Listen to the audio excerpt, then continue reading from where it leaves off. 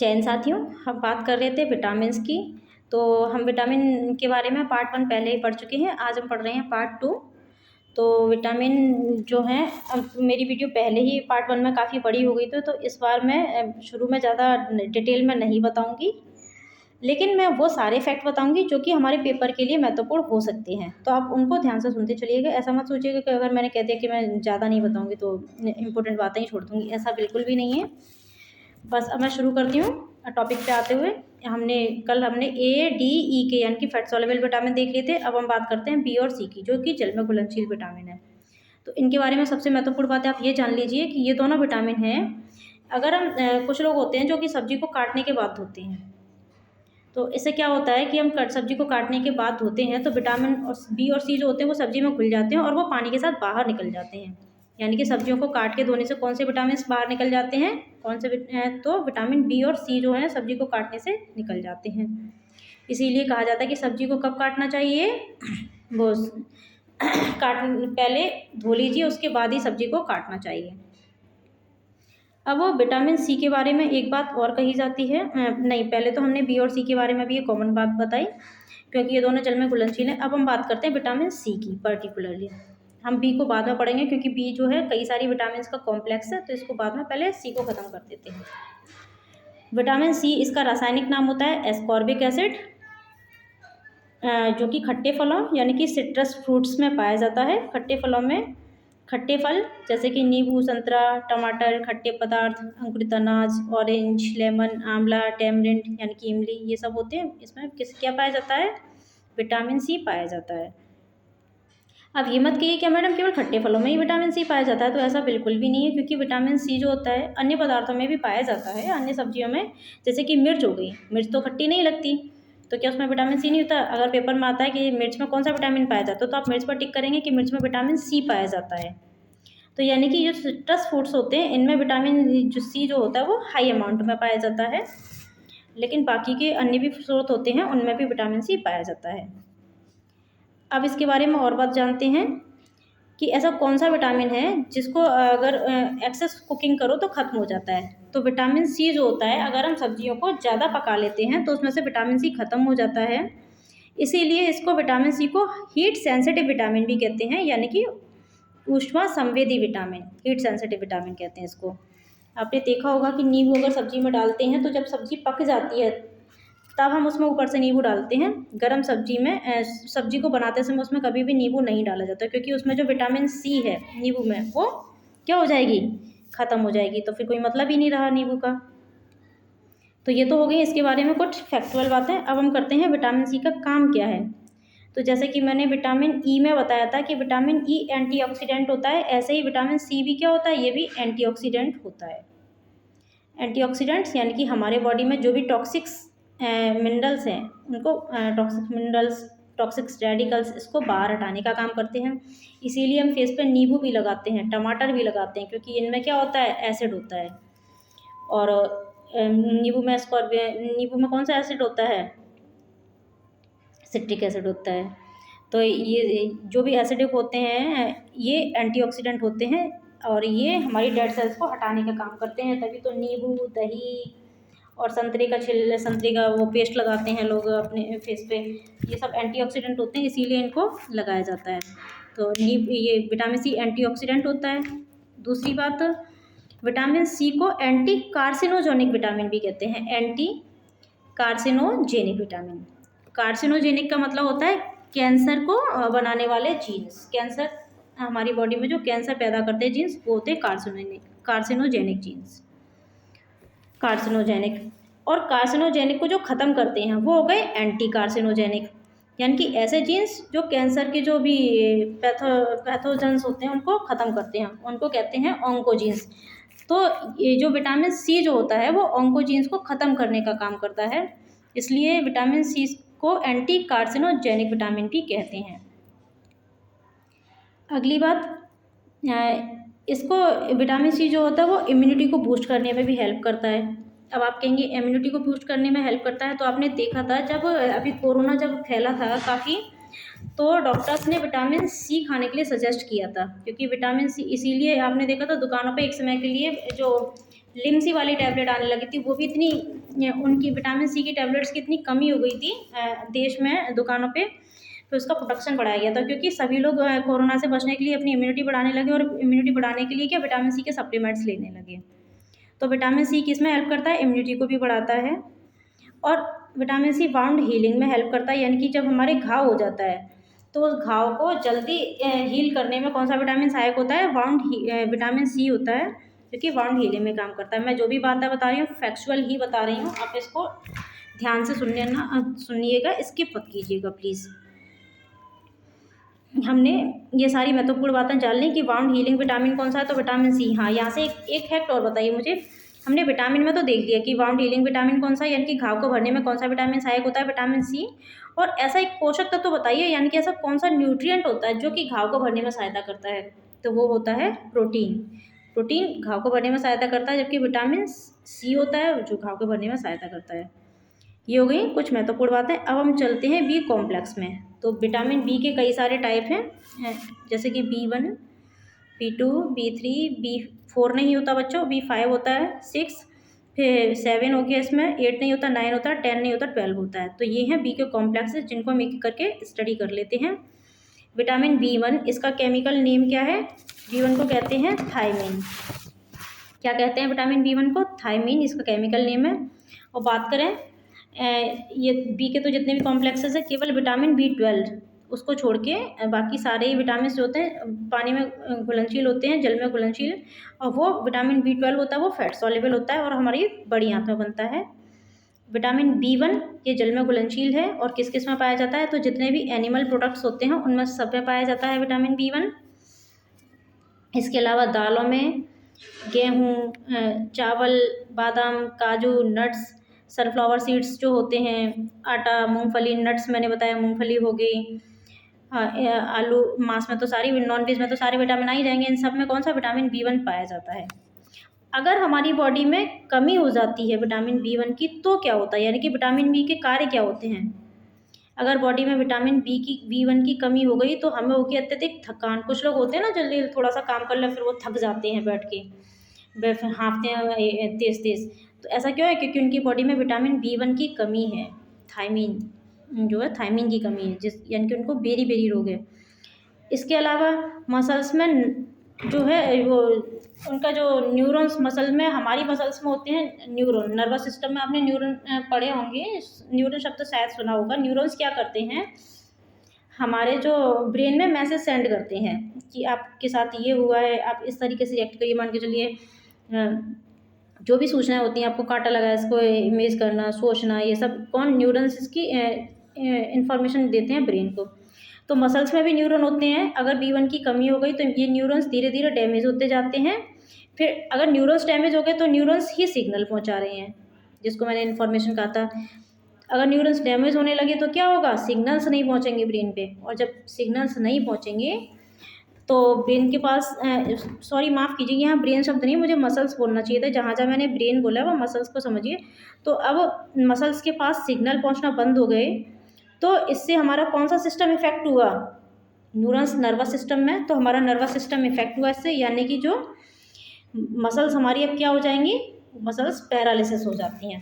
तो अगर क्वेश्चन कभी ऐसे पूछ लिया जाए कि अगर हमारी B1 में कमी हो जाती है, B1 की कमी बॉडी में हो रही है, तो हमारी बॉडी का कौन सा सिस्टम इसमें से खराब हो जाएगा, यानी कि डैमेज हो जाएगा? तो आप नर्वस सिस्टम पे ही टिक करेंगे। ये नहीं कि सर्कुलेटरी सिस्टम कर डालो, डाइजेस्टिव सिस्टम कर डालो, ये नहीं। हमने समझा यहाँ से कि B1 की कमी से क्या है? मसल्स पैरालिसिस हो जाते हैं, क्योंकि सिग्नल नहीं पहुँचते न्यूरॉन्स के, क्योंकि न्यूरॉन डैमेज हो चुकी है। न्यूरॉन्स अब वो क्या है? सिग्नल पहुँचा ही नहीं पा रहे हैं। तो फिर मसल्स क्या हो गया? मसल्स इनएक्टिव हो गए। इनएक्टिव होने से क्या हुआ?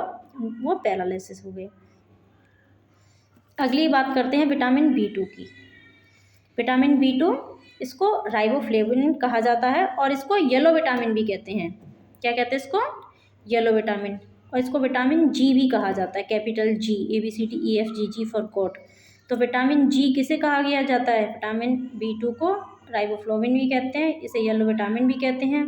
किस में पाया जाता है? तो डेयरी प्रोडक्ट्स सारे होते हैं जितने भी, उन सब में पाया जाता है। टमाटर, माफ़ कीजिएगा टमाटर नहीं, मटर हो गया, केला हो गया, इन सब में राइबोफ्लेविन पाया जाता है। और इसकी अगर हमारी बॉडी में कमी हो जाती है तो इससे कौन से रोग होते हैं। तो आपने देखा होगा कि हमारी त्वचा जो है कभी कभी फट जाती है, स्किन्स है बहुत ज़्यादा ड्राई सी होती चली जाती है, फिर धीरे धीरे जो फट जाती है, होंठ फट जाते हैं हमारे, मुंह में छाले हो जाते हैं, ब्लिस्टर्स, जीभ लाल हो जाती है। ये सब क्यों होता है? जीभ लाल होना, मुंह में छाले होना, ब्लिस्टर्स होना, ये विटामिन B2 की कमी से ही होता है। जिसको फिर हम राइबोफ्लेविन के सप्लीमेंट्स लेते हैं और हमारी छाले ठीक हो जाते हैं। अब हम बात करते हैं विटामिन B3 की। B3 क्या है? B3 का केमिकल नेम है नियासिन, लेकिन इसको निकोटिनेमाइड भी कहते हैं और इसको निकोटिन एसिड भी कहते हैं। ये इसको कुछ नेम है। मैंने नियासिन को पेंटोथेनिक एसिड लिखा दिखा है, पेंटोथेनिक एसिड, जो कि विटामिन B5 का नाम होता है। जहाँ भी देखो बच्चों अगर ये ऐसा लिखा है B3 के आगे पेंटोथेनिक एसिड, तो वो बिल्कुल गलत है, क्योंकि पेंटो का मतलब ही होता है 5, तो वो B3 हो ही नहीं सकता। B3 का नाम केमिकल नेम है नियासिन। इसे निकोटिनेमाइड भी कहते हैं और निकोटिन एसिड भी कहते हैं। वाटर सॉल्युबल है। किस किस में पाया जाता है? खजूर, दूध, अंडे, टमाटर, गाजर, एवोकाडो, ये जो लिखे हैं। इसके अलावा देखो ये मशरूम में भी पाया जाता है। मशरूम क्या होता है? फंगाई होता है, जो कि एडेबल होता है, यानी कि हम जिसको खाते हैं। नॉन वेज में तो है ये सारे विटामिन भाई। अब बात आती है विटामिन B3 की अगर कमी हो जाए तो कौन से रोग होते हैं। तो B3 की कमी से होता है पेलाग्रा, जैसे इसमें लिखा है, पेलाग्रा को कहते हैं स्किन एलर्जीज, जिसमें क्या होता है? चर्म रोग। पेलाग्रा को इंग्लिश में कहते हैं डर्मेटाइटिस, यानी कि चर्म रोग। इसके स्किन के इन्फेक्शंस हो जाते हैं, स्किन एलर्जी होती हैं, और इससे और भी जैसे डायरिया हो जाता है, जिसमें क्या सीवियर वाले दस्त हो जाते हैं। तो किसकी कमी से होते हैं? विटामिन D3 की कमी से। चर्म रोग मैंने बता दिया। इसके अलावा विटामिन B3 की कमी से होता है डायमेंशिया। डायमेंशिया क्या होता है? एक मानसिक बीमारी होता है, जिसमें जो व्यक्ति कैसा हो जाता है, उसकी बुद्धि जो होती है मंद हो जाती है, उसके सोचने की, सुनने क्षमता जो होती है बहुत स्लो हो जाती है, और इतनी धीरे धीरे एक स्टेज ऐसी आती है कि इवन उसकी कभी कभी डेथ हो सकती है। तो डायमेंशिया, इसको D3 इसके लिए शब्द यूज होता है, क्योंकि तीनों बीमारी जो है D से हैं। जैसे कि मैंने बताया डर्मेटाइटिस यानी कि D, डायरिया फिर से D, और डायमेंशिया यहाँ भी D, तो इसको D3 भी कहते हैं। और कभी अगर इसमें डेथ को भी मिला लिया तो D4, यानी कि D3 की कमी से कौन सी बीमारियाँ होती हैं? तो D3 या D4। D3 फिर से एक बार रिपीट करते हो, डायरिया, डायमेंशिया, डर्मेटाइटिस और डेथ, ये नाम है इसकी B3 की कमी से होने वाले। आप इसको नोट करते चलिएगा। आगे हम बात करते हैं B5 की। विटामिन B5 क्या करता है? हाँ, पहले मुझे एक पॉइंट याद आ गया, वो लिख लीजिए इसे B3 में, कि अगर ज़्यादा स्ट्रेस लेने लग जाते हैं अपने जीवन में, तो हमारी बॉडी में किस विटामिन की कमी हो जाती है, कौन सा विटामिन होता है जो बंद हो जाता है बॉडी में जिसका कार्य। तो अगर हम ज़्यादा विटामिन लेते हैं तो विटामिन B3 का जो हम अगर अपने भोजन से ले भी रहे हैं उसको, विटामिन 3 को, तो उसका जो एब्जॉर्प्शन है वो हमारी बॉडी में बंद हो जाता है, यानी कि अवशोषण उसका हमारी बॉडी में होगा ही नहीं। तो अगर ज़्यादा स्ट्रेस लेते हैं, इसीलिए तो मैंने भी बताया था कि डायमेंशिया मानसिक बीमारी होती है। इसीलिए कहते हैं बच्चों ज़्यादा स्ट्रेस मत लो, पेपर को लेके अपनी तरफ से बेस्ट करो। केवल सिलेक्शन आपने मेहनत की है, सिलेक्शन इस बार नहीं हुआ अगली बार होगा, लेकिन हर बार हर पेपर में बेस्ट देने की कोशिश करो, स्ट्रेस मत लो बस। अब पढ़ते हैं विटामिन B5, जिसको कहते हैं पेंटोथेनिक एसिड। इसका केमिकल नेम है, वाटर सॉल्युबल है। किस किस में पाया जाता है? तो इसकी बात करते हैं। ये देखो एवोकाडो, अनाज, मांस, इसमें तो पाया ही जाता है। साथ साथ देखो मैं और सोर्स बताती हूँ इसके, तो देखो दही में पाया जाता है, आंवला में पाया जाता है, मशरूम में भी पाया जाता है, नॉन वेज में होता ही है, दूध में होता ही है। विटामिन B5 जो होता है वो चॉकलेट में भी पाया जाता है। इसीलिए इसका मतलब ये नहीं है कि आप चॉकलेट ही चॉकलेट खाते रहें विटामिन B5 की पूर्ति के लिए। ज़्यादा चॉकलेट जो है उससे दांत खराब हो जाते हैं, ऐसा आपने सबको कहते हुए सुना होगा। ऐसा क्यों होता है चॉकलेट खाने से दांत खराब होते हैं? क्योंकि चॉकलेट में एक धातु होती है, निकेल धातु। निकेल धातु हमारे दांतों के लिए नुकसानदायक होती है, इसीलिए एक्सेस चॉकलेट नहीं खानी चाहिए। चलिए हम पॉइंट में आते हैं। अगर हमारी बॉडी में विटामिन B5 की कमी हो जाती है तो इससे क्या होगा? तो B5 जो होता है हमारी बालों के लिए बहुत अच्छा होता है B5 विटामिन, यानी कि B5 की अगर हमारी बॉडी में कमी होगी तो इससे क्या होगा? बाल झड़ने लग जाते हैं। सबसे ज़्यादा तो बाल झड़ते हैं, वाइट जो हेयर होते हैं वो ग्रे होने लग जाते हैं, यानी कि सफ़ेद बाल होने लगते हैं। और अगर पूछा जाता है कि बालों में या नाखूनों में कौन सा जो प्रोटीन पाया जाता है, अगर ये मान के चलो, तो अल्फ़ा केराटिन प्रोटीन पाया जाता है नाखूनों में और बालों में। ये क्वेश्चन पूछा गया, मुझे याद आ गया यहाँ पे क्योंकि मैं बाल की बात कर रही थी। तो नाखूनों में और बालों में कौन सा प्रोटीन पाया जाता है? केराटिन प्रोटीन पाया जाता है। केराटिन में भी अल्फ़ा वाला तो बालों और नाखूनों में पाया जाता है, जबकि एक बीटा कैरोटीन भी बीटा कैराटीन, कैरोटीन मत लीजिएगा, कैरोटीन पिगमेंट होता है और केराटिन प्रोटीन होती है। तो मैं अभी केराटिन की बात कर रही हूँ। बीटा केराटिन जो प्रोटीन होती है ये मकड़ी के जाल में पाई जाती है। और हाँ, हेयर स्टडी जो करते हैं उसको कहते हैं ट्राइकोलॉजी। तो ये कुछ एक्स्ट्रा इन्फॉर्मेशन थी जो मैंने दी है आपको। ट्राइकोलॉजी हेयर स्टडी को स्टडी ऑफ हेयर कहलाती है, और जो हेयर स्टडी का ट्रीटमेंट करते हैं वो होते हैं ट्राइकोलॉजिस्ट। बालों और नाखूनों में कौन सी प्रोटीन पाई जाती है? तो अल्फ़ा केराटिन प्रोटीन पाई जाती है। तभी आपने देखा होगा सैलून में जाते हैं ना तो केराटिन ट्रीटमेंट करवाते हैं, तो वह केराटिन यानी कि बालों में केराटिन प्रोटीन होती है, इसीलिए केराटिन प्रोटीन का ट्रीटमेंट लेते हैं। तो B5 की कमी से कौन सा रोग होता है? Hair loss. तो जब आप डॉक्टर्स पे दवाई लेने जाते हैं तो वो वही B5 के सप्लीमेंट्स आपको लिख के देते हैं। अगर हम बालों में ज़्यादा प्रोटीन माफ़ कीजिएगा, अगर हम देखो अपने भोजन में प्रोटीन ज़्यादा लेते हैं तो हमारे बाल स्ट्रेट रहते हैं। अपने फॉरेन्स के जो लोग होते हैं वो अपने भोजन में जब ज़्यादा प्रोटीन लेते हैं तो उनके बाल स्ट्रेट रहते हैं। ऐसा मैं नहीं कह रही है, सब किताबों में लिखा हुआ है भाई, मैंने वहीं से पढ़ा है, इसीलिए मैं आपको बता रही हूँ। और अगर हमारे भोजन में फॉस्फोरस की अमाउंट ज़्यादा होती है, फॉस्फोरस पिगमेंट वो जो तत्व होता है मिनरल P जिसका सिंबल है, तो अगर हम ज़्यादा फॉस्फोरस खा रहे हैं तो हमारे बाल जो होते हैं वो कर्ली हो जाते हैं। तो ये क्वेश्चन तो पूछा गया है कि किस तत्व की वजह से बाल कर्ली हो जाते हैं, तो आप फॉस्फोरस को याद रखिएगा। फॉस्फोरस की वजह से बाल कर्ली होते हैं और प्रोटीन की वजह से बाल स्ट्रेट होते हैं। केराटिन ट्रीटमेंट में यही तो होता है। अब बात करते हैं, अगली विटामिन है हमारी विटामिन B6 जिसको कहते हैं पायरिडॉक्सिन।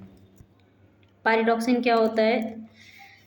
पायरिडॉक्सिन किस किस में पाया जाता है? तो अनाज, मांस, केले, सब्जियां इसमें तो पाया ही जाता है। इसके साथ साथ देखिए पपीता में भी पाया जाता है, अनार में पाया जाता है, हरी सब्जियों में पाया जाता है, नारियल पानी में विटामिन B6 होता है, पायरिडॉक्सिन होता है।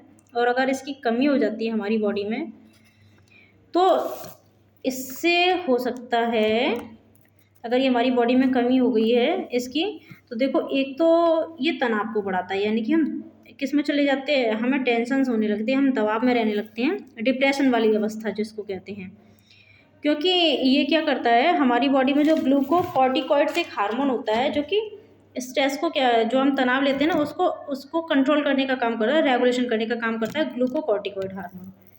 और विटामिन जो B6 होता है वो इसी के साथ मिलके काम करता है, तो यानी कि डिप्रेशन को कम करने का काम करता है विटामिन B6। इसके साथ साथ ये और क्या करता है, तो इसकी कमी से हार्मोनल इम्बैलेंस हो जाएंगे। इम्बैलेंस यानी कि कौन सा हार्मोन? ग्लूकोकॉर्टिकॉइड इम्बैलेंस हो जाएगा। इससे क्या होगा, विटामिन जो बॉडी वो स्ट्रेस को रेगुलेट नहीं कर पाएगा और हम क्या हो जाएंगे, चिंता से ग्रस्त रहेंगे, हम परेशान रहेंगे, एंग्जाइटी से ग्रस्त रहेंगे।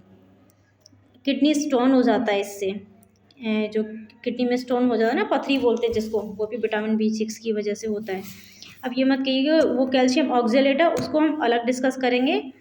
अभी हम बात कर रहे हैं, पहले आप अभी उसकी को सुन के चलिए। वैसे ही मैं अब देख रही हूँ वीडियो इतनी लॉन्ग होती जा रही है, चलो जल्दी जल्दी ख़त्म करने की कोशिश करती हूँ मैं। अब विटामिन B6 का सबसे महत्वपूर्ण पॉइंट है, विटामिन B6 की कमी से होता है एनीमिया।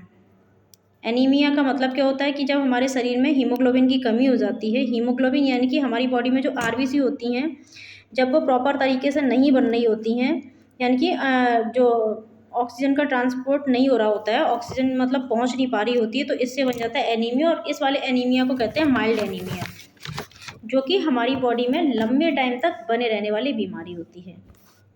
तो इसके इलाज के लिए क्या करते हैं, खून बढ़ाने वाली दवाई देंगे डॉक्टर्स, और क्या। और खून बढ़ाने वाली दवाइयों में क्या होता है, आयरन कंपोनेंट होगा।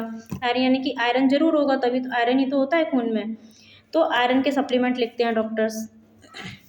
आपको एनीमिया का नाम रखना है याद, क्योंकि PCS जैसे एग्जाम में B6 को अलग से पूछा है कि B6 की कमी से कौन सा एनीमिया होता है, तो ऑप्शंस में माइल्ड एनीमिया दिया था, एनीमिया नहीं था, माइल्ड एनीमिया था, तो माइल्ड एनीमिया याद रखना है। अगला विटामिन पढ़ते हैं B7। B7 का केमिकल नाम होता है विटामिन नहीं, इसको बायोटिन कहते हैं, केमिकल नेम इसका बायोटिन है। और इसको विटामिन एच भी कहते हैं। क्या कहते हैं इसको? Vitamin H.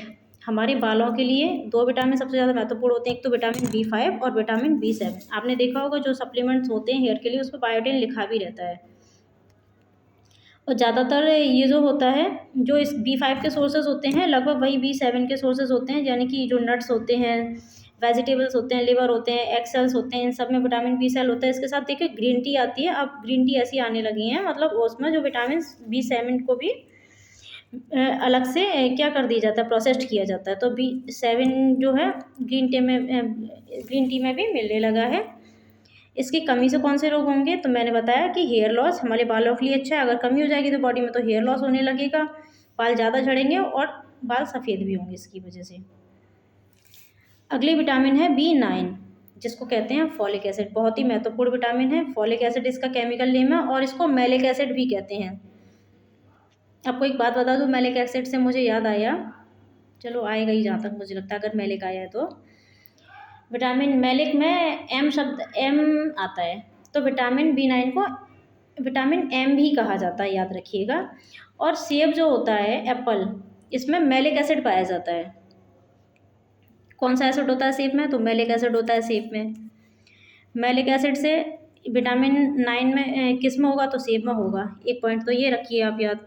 इसके अलावा और किस में होता है? तो देखिए ग्रीन वेजिटेबल्स हो गए, अनाज होते ही हैं, और नॉन वेज हो ही जाएगा, ब्रेड, सूरजमुखी के बीज।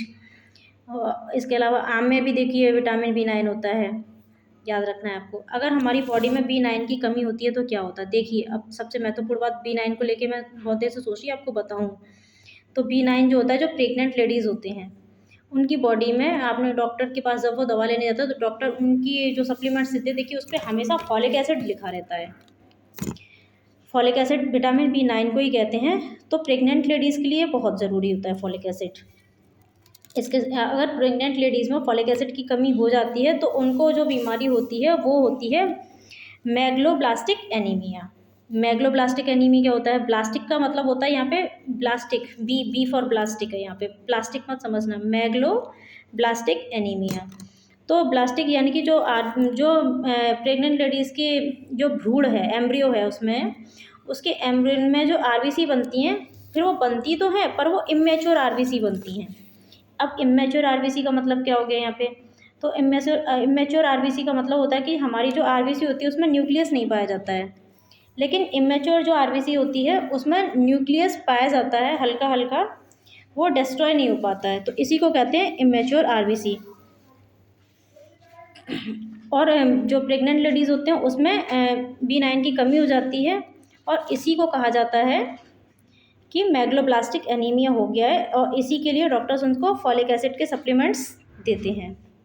इसके साथ साथ इसमें एनीमिया लिखा है, लेकिन एनीमिया का आपको टाइप याद रखना है। कौन सा एनीमिया है? Megaloblastic anaemia. इसकी कमी होती है तो आरबीसीज का डेवलपमेंट प्रॉपर नहीं होता। अगली विटामिन पढ़ते हैं, विटामिन B12, जिसको कहते हैं साइनोकोबालामिन। साइनोकोबालामिन यानी कि इसमें कोबाल का मतलब है इसमें कोबाल्ट पाया जाता है। साइनो का मतलब यहाँ पे अर्थ है नीला। साइनो रंग का मतलब भी होता है नीला। साइनो का मतलब नीला, मुझे कुछ याद आ रहा है, जो मोलस्क, चलो ये मैं छोड़ो, ये नहीं बता रही।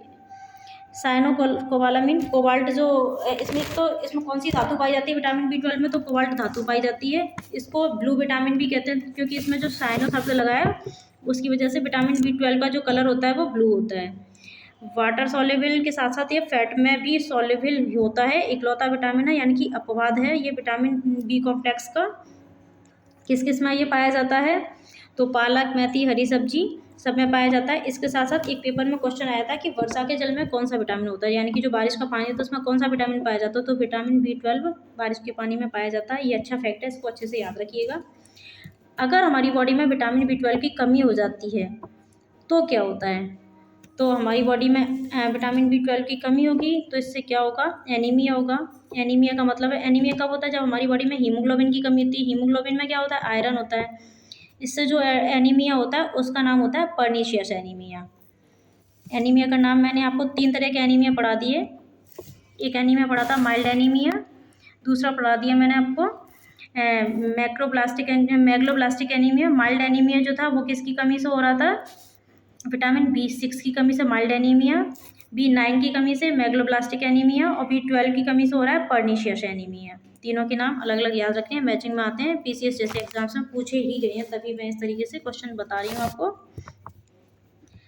तो ये जो हो गए, और पर्नीशियस एनीमिया का ही नाम लिख के आता है कि एडिसन बीमारी किसकी, कौन सी विटामिन की कमी से होते हैं, तो पर्नीशियस एनीमिया को ही कहा जाता है एडिसन डिसीज़। अब ये मैं आपको पहले ही बता चुकी, विटामिन B12 जो होता है ये हमारे लिवर में स्टोर होता है और बड़ी आंत में बनता है, तो यानी कि ये अपवाद है B कॉम्प्लेक्स में। तो ये थे हमारे विटामिन। आज हमने विटामिन B और C को पढ़ के विटामिन का टॉपिक पूरा कंप्लीट कर लिया है। आप इसको 3 से 4 बार सुनिएगा और अच्छे से समझिए कि मैंने अपनी तरफ से पूरी कोशिश की है कि कोई भी फैक्ट छूट ना पाए पेपर के लिए, इसलिए इसको लिख लीजिएगा, याद रखिएगा, अपनी तैयारी को बेहतर करिए। मिलते हैं फिर से एक नई वीडियो के साथ, तब तक के लिए धन्यवाद।